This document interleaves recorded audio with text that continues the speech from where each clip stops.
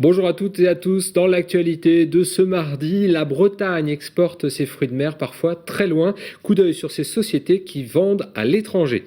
Des moutons à louer pour remplacer les tondeuses à gazon et entretenir les espaces verts en ville. L'expérience est testée en Ille-et-Vilaine.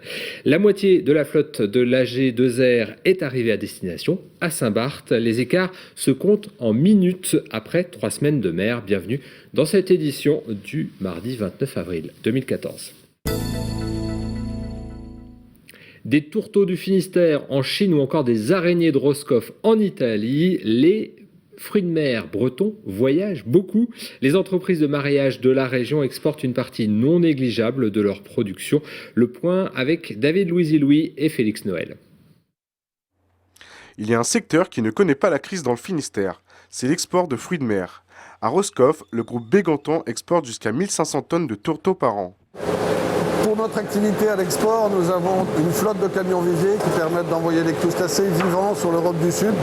Vous avez ici un exemple de semi-remorque vivier qui peut contenir jusqu'à 10 tonnes d'eau et 10 tonnes de crustacés.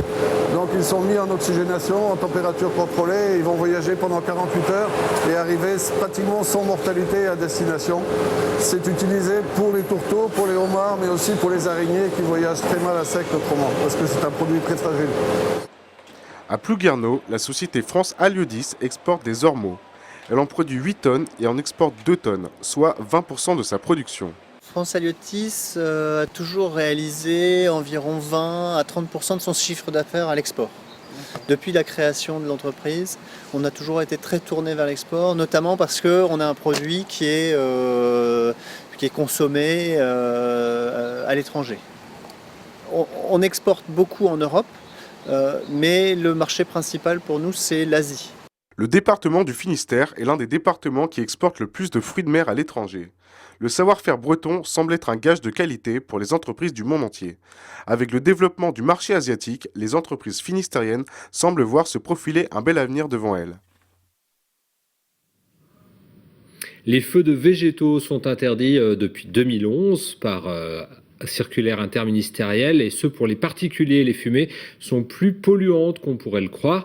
Les agriculteurs, eux, ont encore le droit de brûler les restes d'élagage, mais dans le monde agricole, on recherche des solutions alternatives. Un coup de pelle mécanique et ces mètres cubes de branchage partent en fumée. Une pratique courante dans les campagnes l'hiver, et pourtant, depuis 2011, un décret interdit de brûler les végétaux. Ces fumées sont en effet toxiques. Et ça, c'est le fruit de nombreuses études. Ça émane, ces chiffres-là, du ministère de l'Environnement. Brûler 50 kg de déchets verts, ça émet autant de poussière que faire 18 400 km avec un véhicule à essence récent, 5 900 km d'un véhicule diesel. C'est aussi l'équivalent de 3 semaines de chauffage au bois d'un pavillon. La réglementation fait toutefois une exception pour les agriculteurs qui ont le droit de continuer à incinérer les branchages issus des travaux d'élagage des haies qui bordent leurs champs. Les déchetteries ne pourraient pas recevoir aussi tous les déchets de nos travaux sur tout le territoire. Donc par ce fait, la seule option qu'on a aujourd'hui est de brûler. Mais tout de même, la profession est à l'écoute de ces problèmes-là. Le feu de branchage, cet agriculteur l'a pratiqué. Cette année, il a broyé le bois issu de l'élagage des haies, une pratique qui a pourtant ses limites. Moi, j'avais 6 hectares à faire cette année. 6 hectares, ça m'a pris 2 journées de 6 heures à 4. C'est-à-dire ?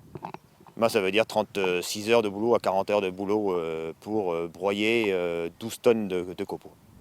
Le monde agricole réfléchit aux alternatives au feu. Reste à trouver la rentabilité et lutter contre des pratiques ancestrales.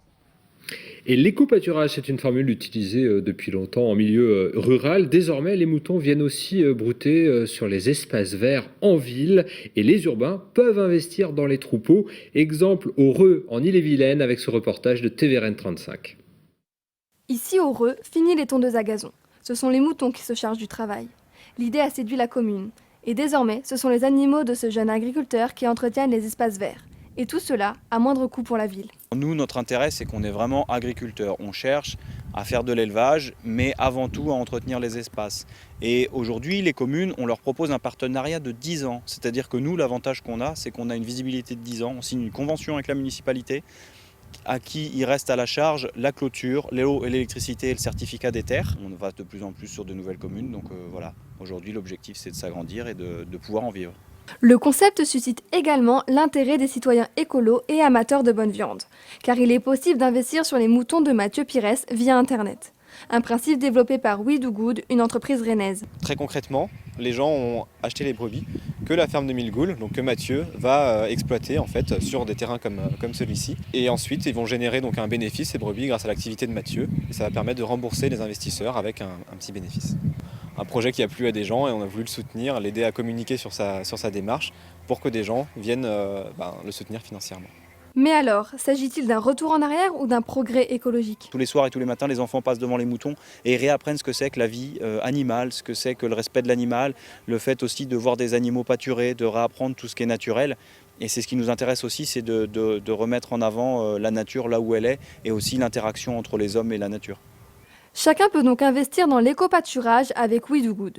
Et dans quelques années, les internautes pourront consommer en retour la viande des moutons avranchins de Mathieu Pires, certifiés biologiques. Et de son côté, le jeune agriculteur travaille déjà sur des partenariats avec d'autres communes d'Ille-et-Vilaine. Et après la campagne, on ouvre une page sport avec de la voile et la moitié de la flotte de la Transat AG2R est arrivée en moins de 24 heures à Saint-Barth. C'est le duo Meillat-Gavinet qui a été le premier à s'amarrer au ponton du port de Gustavia lundi soir. Le point sur cette Transat où les concurrents sont dans un mouchoir de poche après 3 semaines de navigation. 22 jours, 6 heures, 17 minutes et 59 secondes, c'est le temps de course des vainqueurs de la 12e édition de la Transat AG2R La Mondiale entre Concarneau et Saint-Barth. Fatigué mais heureux, le duo Meillat-Gavinet à bord de Safran-Guicoten savoure cette arrivée aux Antilles. On était plutôt dans les bons coups sur la Transat, on a fait quelques petites erreurs comme tout le monde et on en a peut-être fait une ou deux de moins que les autres. On pensait qu'on pouvait la gagner mais c'est vrai que de là à le faire, vu le niveau qu'il y avait dans la flotte, c'était quand même assez extraordinaire. Derrière le duo breton, vainqueur de la Transat, les arrivées s'enchaînent. Au bord à bord, durant plusieurs jours avec Safran-Guicoten, l'équipage massif termine second. C'est une super place, il y avait un super plateau. On s'est battu à fond, mais bon, on a trouvé meilleur que nous sur l'eau ces 3 dernières semaines. Et félicitations à eux, mais nous, on ne regrette pas, c'est une belle place. Voilà, on a joué devant, on a joué dans le bon paquet, on ne s'est pas ennuyé parce que tous les jours il y avait du jeu, à chaque pointage il y avait des surprises. Et c'est ça qui anime la course, quoi. Sur la 3e marche du podium, 30 corsaires est l'équipage outsider de l'épreuve, surprise de cette édition. Pour tous ceux qui doutaient que ce duo allait fonctionner, voilà la preuve, quoi. Moi je vous dis, elle a plus de talent que je pensais. Du talent qui aura permis de devancer de seulement 2 petites minutes l'équipage La Cornouaille avec à son bord Martin Lepape et Roland Jourdain. On est content du résultat, même si on est un peu frustré de la fin, mais c'est la régate et c'est ça qui est top aussi. L'ambiguïté d'une Transat AG2R, c'est de dire si tu repasses aujourd'hui le nombre de fois où on a mis un peu trop de temps à enfiler nos chaussettes ou à mettre de l'eau dans notre lyopha, manger le dessert, si tu rajoutes les secondes, tu dis évidemment je le gagnerai à chaque fois, mais c'est pas ça, c'est une aventure, c'est 3 semaines de vie en mer. Alors ça peut se finir en match wrestling dans la baie ici, c'est les hasards du sport. Mais... Généraliste, Tom et Entreprend Lancornouaille sont respectivement en 5e, 6e et 7e position. Mardi à 18h, 6 équipages étaient encore en course. Et puis vous pourrez retrouver toute l'actualité de la Transat sur TBO. Merci de nous avoir suivis. On se retrouve donc demain à partir de 18h30 pour un nouveau point sur l'information locale et régionale. Je vous souhaite une très bonne soirée et à demain.